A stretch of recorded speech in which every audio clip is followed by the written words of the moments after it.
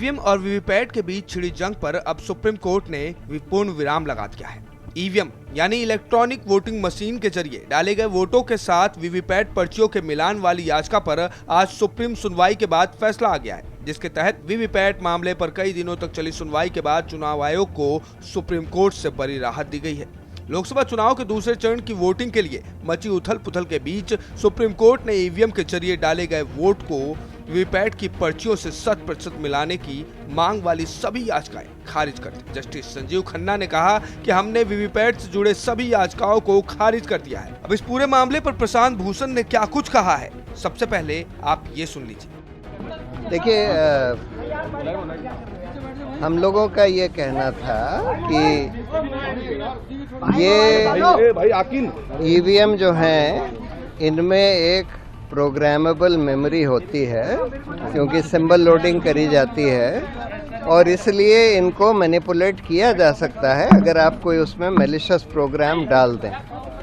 और इस वजह से ये ज़रूरी है कि जो वीवीपैट है उसका पूरा पेपर ट्रेल का ऑडिट होना चाहिए, सारे वीवीपैट स्लिप्स को काउंट करना चाहिए।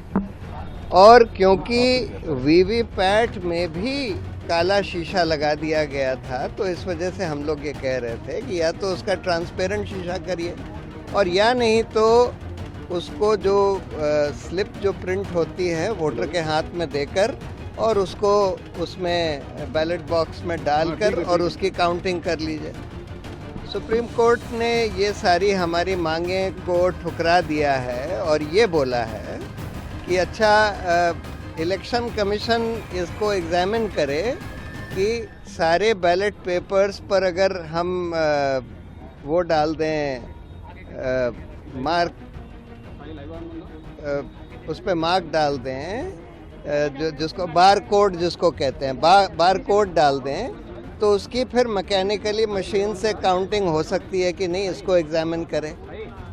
और दूसरा उन्होंने ये बोला है कि सिंबल लोडिंग यूनिट जो होती है, जिससे symbol loading constituency by constituency करी जाती है,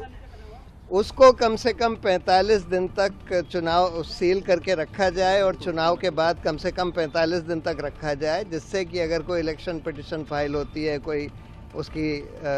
कोर्ट मांग करता है तो उसको देखा जा सके।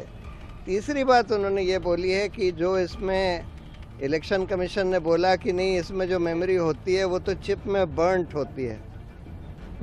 और तो कोर्ट ने ये बोला है कि जो भी बर्न्ट मेमोरी है उसमें 5, हर असेंबली कंस्टिट्यूएंसी में 5 ईवीएम यूनिट्स की बर्न्ट मेमोरी को एग्जामिन करने का नंबर 2 या नंबर 3 कैंडिडेट दरखास्त दे सकता है और उसको फिर एक टेक्निकल टीम एग्जामिन करेगी, लेकिन उसका खर्चा उस कैंडिडेट को देना होगा जो उसकी मांग करता है। ये कह के उन्होंने ये सारी पिटिशन डिस्पोज ऑफ कर दी।